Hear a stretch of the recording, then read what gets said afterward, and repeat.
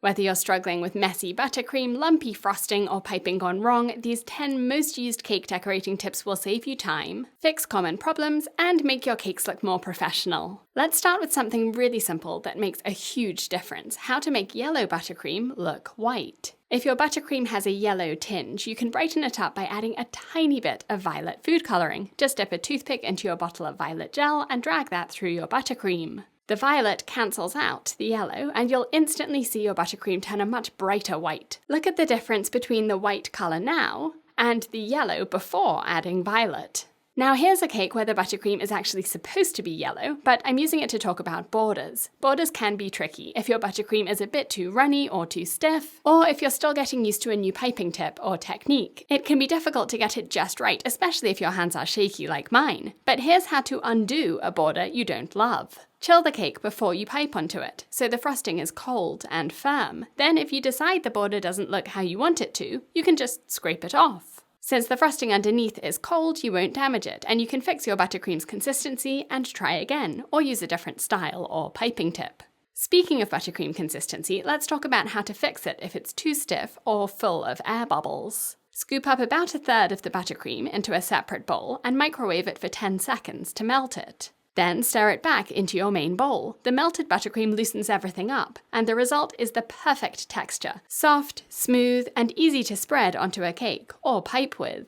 Next, if you didn't sift your icing sugar before making your buttercream, you might find little white lumps in it, like these. They're ugly and will leave trails in your frosting when you smooth it, or get clogged in a piping tip. Instead of starting over, grab an immersion blender, one of these handheld stick blenders with a spinning blade, and blitz through the buttercream for a few seconds. It smooths everything out, getting rid of the lumps and giving you silky, lump-free frosting that you can spread or smooth or pipe. On the topic of piping, let's talk about how to fit a piping tip into a piping bag so it doesn't burst out. Piping bags are sealed at the end, so to fit a tip in a new bag properly, drop the tip into the bag and push it all the way down to the end. Use scissors to score a line about halfway up the tip, then slide the piping tip out of the way and cut along that line. Now when you press the tip back down, about half of it will poke out of the bag, just enough to hold it snugly in place while you pipe. And if you want to fill a piping bag without getting buttercream all over your hands, use a glass. Fold the top of the piping bag over the rim of the glass, and that will hold it open while you spoon your buttercream in. Fill it up to about 2/3 full, no more, and then unfold the top. Lift up the bag and twist the top to push the buttercream down. That stops it from oozing out of the top while you're piping. Let's jump into cutting cakes now, specifically how to get neat, clean slices. The easiest way to cut through a cake is when it's at room temperature, but that's also the messiest. Instead, chill your cake for at least an hour so the buttercream firms up, and then leave it out on the counter for 2 hours before slicing. The buttercream will still be set, so it won't be sticky or messy, but the cake itself will be back to room temperature, which is when it tastes the best. Dip your knife into warm water, dry it off, and you'll glide right through the cake with no dragging or crumbs. Look at that cross-section. The layers look so neat. By keeping your knife clean, you won't be dragging any buttercream through the next slice, so every slice will look neat, like this. Now let's talk about colouring buttercream. If you're trying to get a deep, vibrant colour like red or navy, you don't need to use a whole bottle of food colouring. Start by tinting your buttercream lighter than the colour you want, and then microwave it. 5 seconds for a small bowl or 10 seconds for a larger one. Melting the butter in the buttercream deepens the colour instantly, but of course melted buttercream is not great for frosting or piping, so pop it into the freezer now for 5 minutes. The cold brings it back to the right consistency and makes the colour even darker. If you cover and rest it for an hour or two, you'll see it develop even more. This is a great way to get bold colours without the nasty taste of too much food colouring. Look how much brighter this red buttercream has become. It's perfect. Okay, leftover buttercream. It's almost impossible to guess exactly how much you'll need of each colour for a cake, but it doesn't really matter because leftovers are okay. They're actually a time saver. You can freeze any extra buttercream in a sealed bag like a Ziploc for up to 2 months. Then just take it out the night before you need it, and by morning it will be soft and at room temperature. Squeeze it into a bowl, add more colour if you like, and stir it well to knock out any air bubbles, which tend to appear when the buttercream changes temperature. Now this leftover buttercream is ready to use for your next cake. Finally, let's talk about cake layers that don't come out perfectly. Maybe one breaks or there's a chunk missing like in this layer here. Don't throw these layers away, just fill in the gap with buttercream and layer your cake as normal. After the crumb coat, your cake will have straight, smooth sides, and once it's frosted, no one will ever know there was a missing piece. I hope these cake decorating tips make your life much less stressful. Knowing how to fix mistakes, work smarter with buttercream, and use your tools properly makes a huge difference. To take your cake decorating skills further, visit my cake school on BritishGirlBakes.com to learn hundreds of cake decorating techniques and designs. See you there!